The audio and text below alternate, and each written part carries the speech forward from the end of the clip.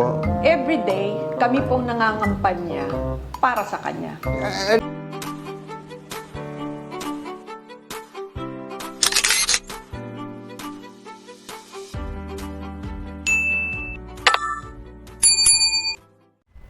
Welcome back sa aking YouTube channel, Jeremy's TV, Manila. Shoutout po sa mga ka-Esconians natin na patuloy na sumusuporta sa ating channel. Maraming salamat po at mabuhay po kayo ang lahat ng mga ka-Esconians. Alright? So, ang topic natin ngayon for today's video, si Yorme ang nagtanim, si Mayora ang umani. Yan, no? Pero sa kabila niyan ay tinatanggi nitong si Mayora, sariling sikap daw. Pero bago yan, paano nga ba pinaganda ni Yorme ang Maynila na kung saan ay nakinabang nga itong si Mayora? So narito, panoorin po natin yung video, ang pagpapaganda ni Yorme sa Maynila. Alright? Pasok! Of the Orient, isa sa pinakamagandang syudad pagkatapos ng rehimen ng Espanya. Subalit, sa kasamaang palad, ito ay winasak ng digmaan noong panahon ng Hapon.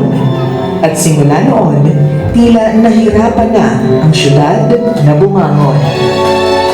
Hanggang ang isang anak ng syudad ay tumayo at pinagunahan ang pagbabago nito. Mayor-elect Isko Moreno Domagos are now rolling up his sleeves to bring back the city's lost glory. Ibabalik ko na po ang tali sa mga taga-lungsod ng Maynila. At sa kanyang paglilinis ng syudad ng Maynila, ginawa niyang araw ang gabi at hindi siya nagpahinga para lang isakatuparan ang kanyang mga pangarap sa mahal niyang syudad. Nilinis niya ang mga dugyot na mga lugar ng Maynila.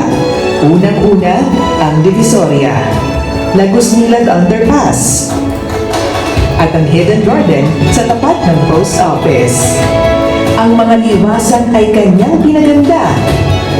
Ang Martilla, Arceros Forest Park, and the Circle, at ang paraiso ng Batang Maynila, at ang mga pangunahin na kalsada, kagaya ng Talaw at Taft Avenue, ay kanyang inayos din. Inilawan pa niya ang Taft Avenue.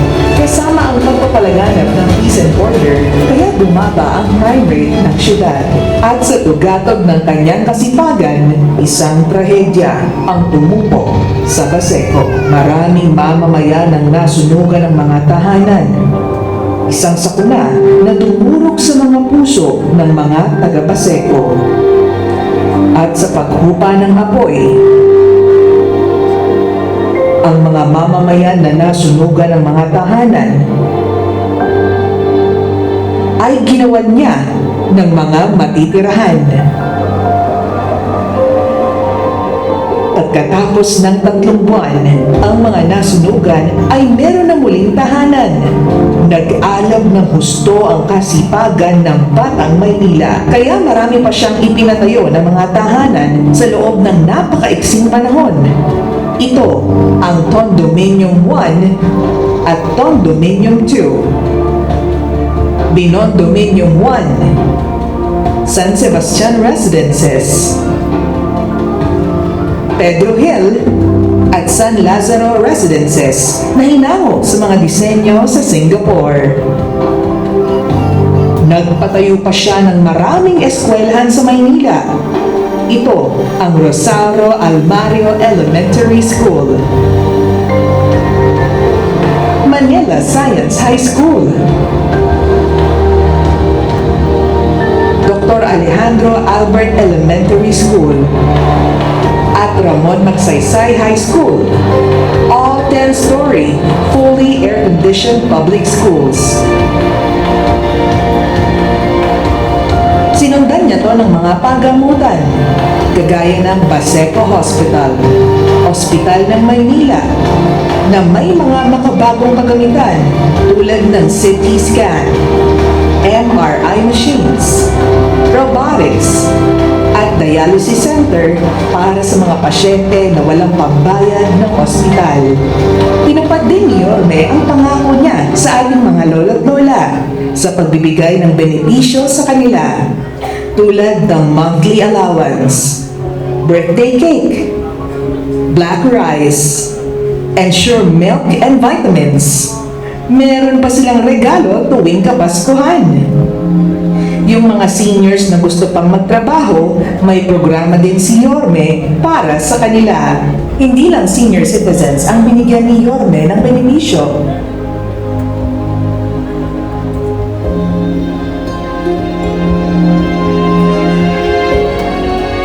Pati PWD, solo parent, teachers, and students of PLM and UDM.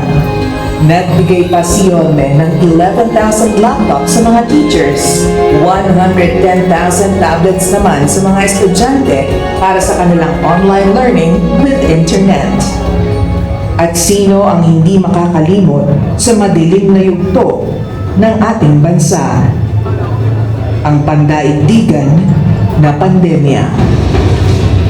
At sa paghahasik nito ng peste, kaagad nagpatupad si Yorme ng 24/7 na testing facility at vaccine drive-thru laban sa pandemya, na merong dedicated na vaccine storage facility sa Santa Ana Hospital. Bumili rin siya ng mamahaling gamot kagaya ng Remdesivir, Tocilizumab, at Molnupiravir para sa lahat ng nangangailangan noong panahon ng pandemya. Hindi doon natapos ang mga solusyon na naisip ni Yorme para labanan ang pandemya. Dahil sa kakulangan ng mga pagamutan sa buong bansa, ang Batang Maynila ay mabilisang nakaisip ng solusyon. Ang Manila COVID-19 Field Hospital, ang paggamutan na itinayo sa loob lang ng 52 araw na tumugon sa kakulangan ng mga hospitals sa panahon ng pandemya. At dahil dito, maraming buhay ang nailigtas ng itinayo ng paggamutan. Dahil sa sama ng ekonomiya dulot ng pandemya sa buong mundo, ipinatupad ni Yorme ang Food Security Program. Nasa loob ng 8 buwan, siya ay namahagi ng food boxes sa 700,000 families. Awa ng Diyos, walang nagutom sa lungsod ng Maynila noong panahon ng pandemya. Hindi rin niya nalimutan ang matagal nang pinapangarap ng kapatirang Islam, ang magkaroon ng sariling libingan sa syudad ng Maynila. Sa pamumuno ni Yorme, umaliwalas, pumanatag, at naibalik ang tayog ng Maynila. Kinilala ang lungsod ng Maynila ng iba't ibang ahensya ng gobyerno, mapalokal at international na organisasyon. Rest assured to each and every one of you here, when we fail, mabangon kami agad. We'll do it again. When we succeed, we guarantee you we'll innovate. We'll make it further and reach more. We will be with you. Nobody will be left behind. Now together, let's make Manila great again. Ang pagbabalik ni Yorme. Napanood nyo mga ka-Iskonians, no? Ang galing po, palakpakan, no? Yan si Yorme na talagang tumatakbo sa ating puso't isipan, na ginulantang ang buong Kamaynilaan, hindi lang dito, buong Pilipinas at ang ating mga kababayan sa ibang bansa. Kasi nga naman, di ba? Dating marumi, dugyot, magulo ang Maynila, kampon ng mga kriminal, no? Maraming, basta magulo pag sinabi mong Maynila, nakakahiya, di ba? Talagang hindi nakaka-proud. Pero nung dumating si Yorme, binago niya po ang lahat. Di ba? Talagang namangha sa kanyang galing, no? Sa kanyang mga project, sa kanyang tulong, lalo pa nung nakaraang pandemic na nakita natin sa video. Talagang isa yun sa mga tumatak sa ating puso't isipan na hindi makakalimutan ng Batang Maynila, na hindi nagawa, di ba? Hindi nagawa ng ibang mayor. Lahat na po, no? Lalo na yung paggawa ng ospital, pambili ng mga gamot na mamahalin, kahit yung national, wala po. Pero sa Maynila, si Boss Y talaga namang iba kung magtrabaho, no? Out of the box, nakakabilib po talaga. At siyempre, lahat ng yan, no? Lahat po ng yan na kanyang ginawa, binangon ng Maynila, pinaunlad, sumikat ulit, nagningning, naging malinis, may peace and order, gumanda ang negosyo, gumanda ang financial capacity ng Maynila. Ibig sabihin, talagang the best po ang ginawa ni Boss Y. Pero ng lahat ng yan, ano kaya, di ba? At sino kaya ang umani dito? Wala nang iba, kundi itong si Mayora, di ba? So ano kaya masasabi ni Mayora pagkatapos ng lahat ng ito? Di ba? O ito, panoorin natin konti lang.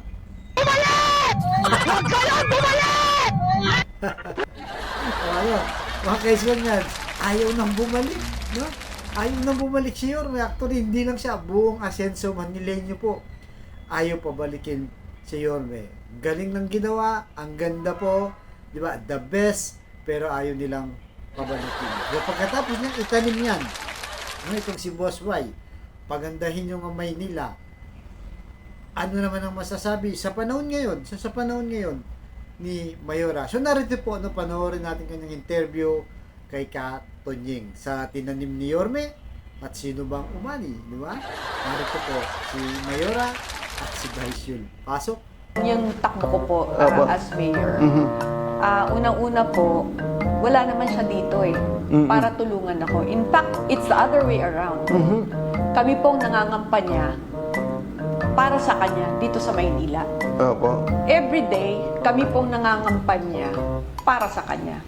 Alam niyo, mabuti sinabi niya yan. Because that's the perception. Sariling sikap po yan. Opo. Pinagtrabahuhan ko po yan. After 450 years ng history ng Manila, nagkaroon na rin po ng babae. Thank you sa aking Yorme na pinag-atiwala niya po sa akin na kaya ko po. Siyempre, masarap na masarap dahil yan sa tinanim ni Yorme Isko Moreno Magoso sa Maynila. At kami ang umani lahat naman. At yan ang pangarap ni Yorme na lahat kami manalong lahat. So, napanood niyo po mga kaiskonyans, no? Doble cara. Itong si Mayora, di ba? Sinasabi niya na hindi daw nakatulong sa kanya si Yorme. Sariling sikap daw. No? In fact, sabi niya, di ba, kay Ka Tonying, na lagi siyang wala dito. Sabi niya kay Yorme, kami pa nga ang nangangampanya para sa kanya. Yan po ang kanyang sinabi. Pero, siya na rin mismo ang bumangga, no, sa kanyang sariling sinabi. O kinain niya rin. Ano sabi niya? After 450 years, no, ngayon lang nagkaroon ng babaeng mayor. At sa tulong po yan, ni Isko Moreno. Diba? Ito ang napakagandang sinabi. At ito namang si Bryce Yul, no, pangiti-ngiti lang. Lahat po ng tinanim ni Isko Moreno ay kami po ang umani. So, sunod ngayon, no, si Mayora sa kanyang sinasabi. So, mga batang Manileño, ayan, lantaran po, no? Yung kulay ni Mayora kung saan dati puring-puri si Yorme at ngayon, no, puro batikos na lang at paninira ang kanyang ginagawa. Di ba? Sa sobrang napakalaking tulong ang ginawa ni Yorme dahil nga pinaganda yung Maynila, pinakilala sa buong Pilipinas, sa buong mundo, na gumanda ang Maynila. At siyempre, pag alis ni Yorme, sino nga talagang makikinabang? At aani, yun na nga, umamin na. No, itong si Yul Servo, pero itong si Mayora, hindi. Narinig sikap po, wala nga na itong sa amin. Kami pong nangangampanya. Ganun po, no? Itong si Mayora, kaya talagang mga batang Manileño, no, yung mga undecided po dyan, ito, malaking tulong tong video na to sa inyo. Lantaran na, no? Yung pagsisinungaling ni Mayora na kung saan ay dati talagang ang inaamin niya na malaking tulong kay Yorme, di ba? Ang kanyang malaking tulong ang ginawa ni Yorme at siya nga ang nakinabang. Pero ngayon, di ba? Puro sisi, paninira, panunuro kay Yorme, wala nang ginawa mabuti si Boss Mike sa kanya. Kaya batang Manileño, no? Maging matalino po tayo, no? Yung lahat ng ginawa ni Yorme nasa ating puso at sa ating puso at isipan yung ni Yorme. Kaya ang gagawin po natin, Boti straight, no? Isko, Chi, Manila, make Manila great again. Alright? So hanggang dito lamang po, like, share, and subscribe. At pagpalain tayo ng poong may kapa. Manila,